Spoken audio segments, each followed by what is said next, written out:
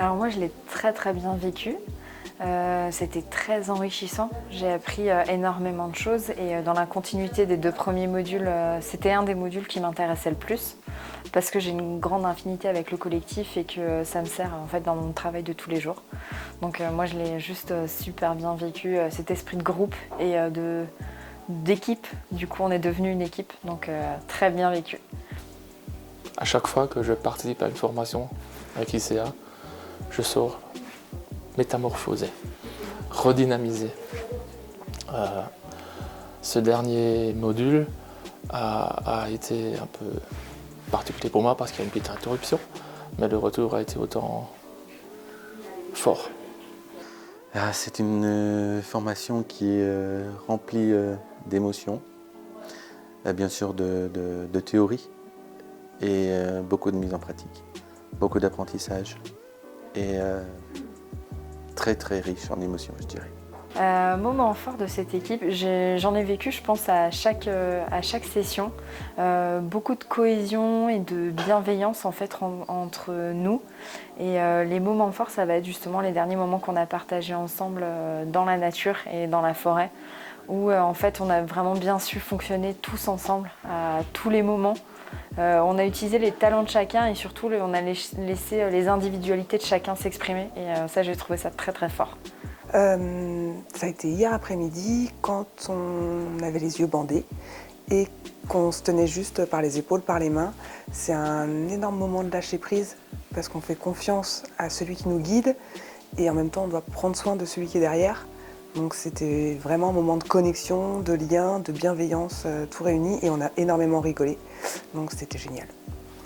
Les retrouvailles hier matin et les premières activités réalisées à l'extérieur qui ont été très bienveillantes vis-à-vis des capacités de chacun, surtout des miennes, et qui ont permis à chacun de trouver une place, soit en tant que, à un moment donné, guide ou en tant que plus accompagné.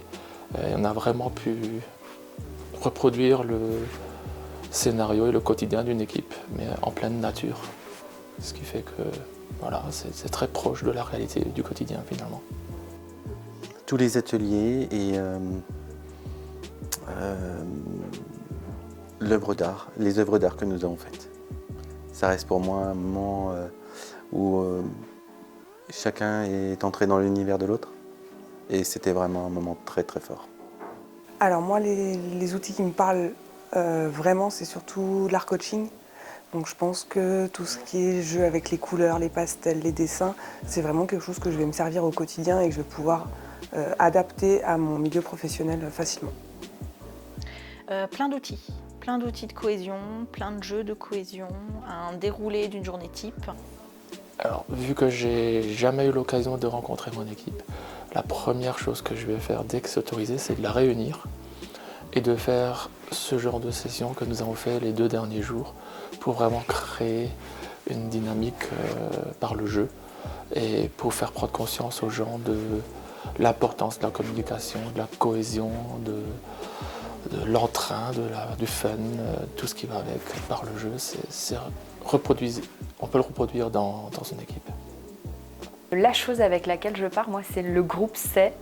C'est vraiment la chose principale parce que ça permet d'enlever aussi de l'enjeu ou une certaine pression et du coup de faire fonctionner cette intelligence collective qui m'a prouvé, en tout cas tout le long de la formation, que les solutions on les a toujours. En tout cas, nous, on a toujours réussi à en trouver, donc j'imagine que c'est le cas tout le temps. Donc voilà, je repars vraiment avec ça. J'ai déjà plein d'idées, comme je suis manager d'une équipe, comme je viens d'accueillir 2 nouvelles personnes, c'est vraiment comment je vais pouvoir faire une journée type cohésion, avec travailler les valeurs, les règles du jeu et intégrer des jeux aussi sur de la cohésion d'équipe pour que les 2 personnes nouvelles trouvent une place et que les autres retrouvent bien leur place aussi. L'art coaching, les vision boards, le tableau, la peinture, ouais, ça c'est vraiment, je trouve que c'est très très parlant et à faire en équipe, je crois que c'est vraiment le plus. J'avais pas imaginé la puissance, on va dire, de ce que ça peut apporter sur une équipe. Le team building Les activités en extérieur, là aussi, c'est vraiment très fort. Et en fait, ce sont des outils dans lesquels on ne peut pas tricher. Et l'authenticité et les liens, la cohésion, là, se reflètent vraiment. Et ça, c'est vraiment fort.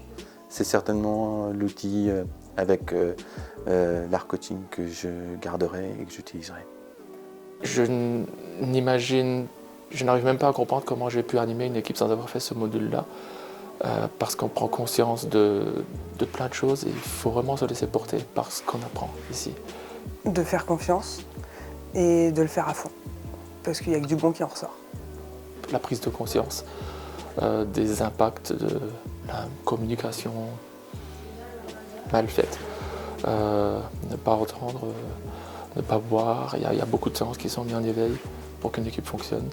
Et voilà, donc il faut se laisser porter, il faut se laisser aller, il n'y a pas d'erreur, il n'y a que des expériences et des choses à apprendre. Lancez-vous. Osez faire cette formation.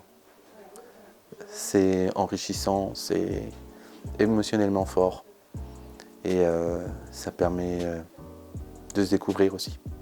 Alors, faut y aller. Premier conseil, surtout, faut pas hésiter en fait. C'est très enrichissant.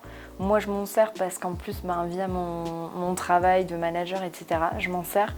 Mais en fait, je me rends compte aussi que ça a développé ma communication dans ma vie personnelle, dans ma vie de tous les jours. Je me sers beaucoup des outils ou de la facilitation, etc. Des outils qui sont même qu'on peut réutiliser même entre amis sur des jeux, de la communication, de l'art coaching, etc. Donc ouais, clairement, faut surtout pas hésiter, il faut la faire à 200%.